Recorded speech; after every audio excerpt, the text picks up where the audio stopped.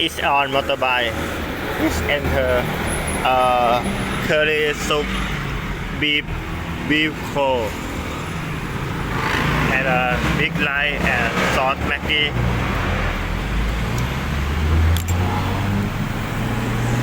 Sauce Maggi.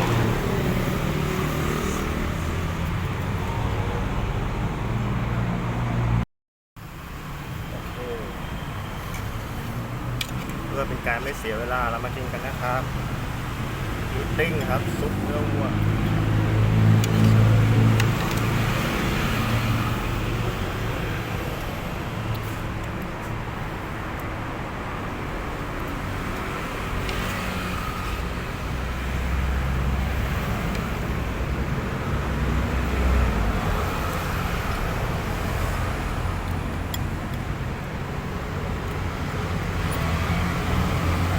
แม็กกี้ซอส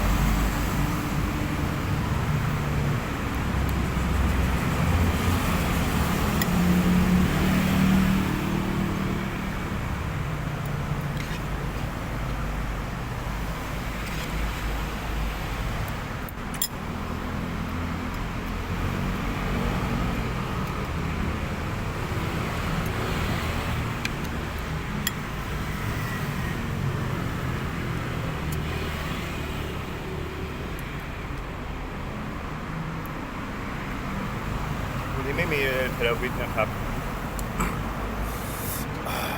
ครับพี่แซ่บครับแซ่บครับรับรองแจ่ว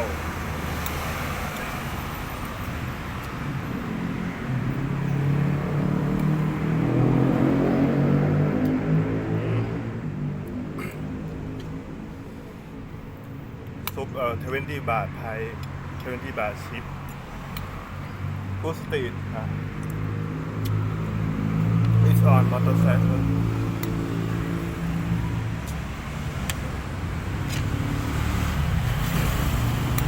ข้าว10 บาทข้าว10 บาท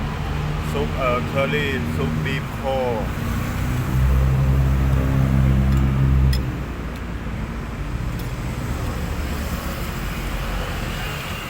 เทสสไปซี่เทสซี่แอนด์ซอสเปรี้ยวหวานเค็มแบบเค็มหนักครับไอ้ต้นก็เรียกหน่อยหัวม้ามนะ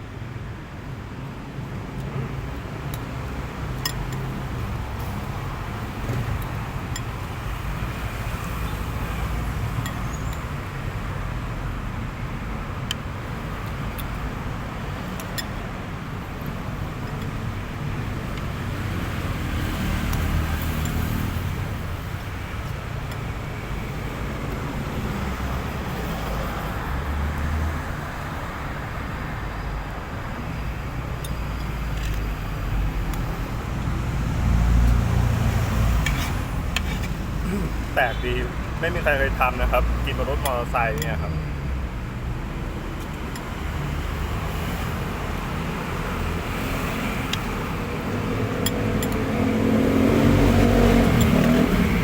ทางหน้าครับเป็นแบบมีกิมจิมีแจ่วบองชอบกิมจิแล้วก็แจ่วบองแล้วก็ผักนะครับยี่ปลาร้าตัวนะครับแต่ผักนะรับเราว่าแจ่วครับโซกุครับดูเดสเซนครับไม่ได้ดูเดสเซนว้าวม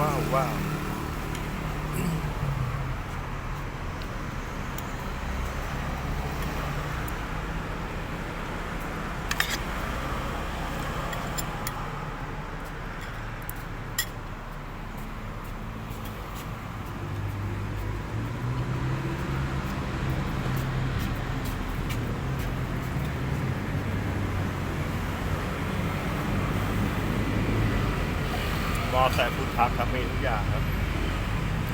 ดื่มนอนก็ได้นะครับ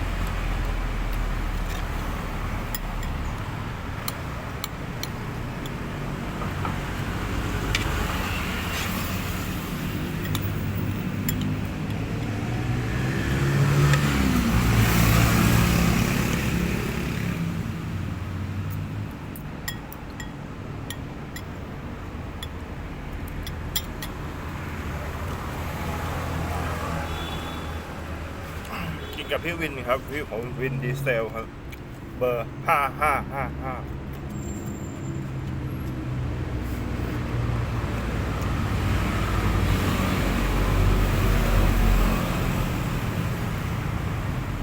ใครเข้ามาดูโปรดกดติดตามด้วยนะครับและ Subscribe please follow me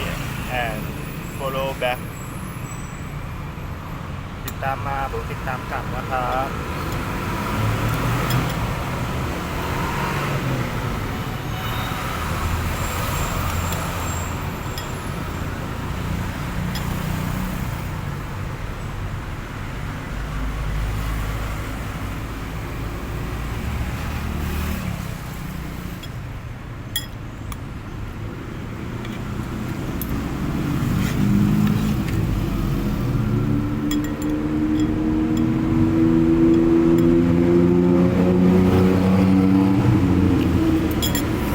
ซอสแม็กกี้คนเดียวนะครับดอกมะข่าดอกอะไรก็อร่อยครับ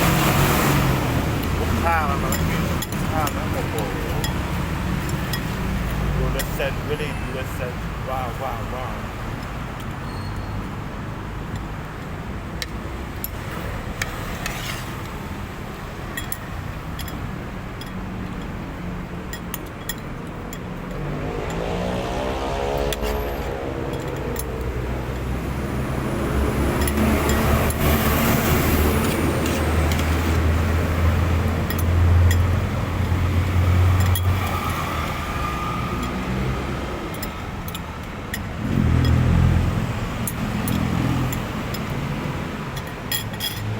แม็กกี้ครับผมจะเอาอยู่ทุกอย่างครับ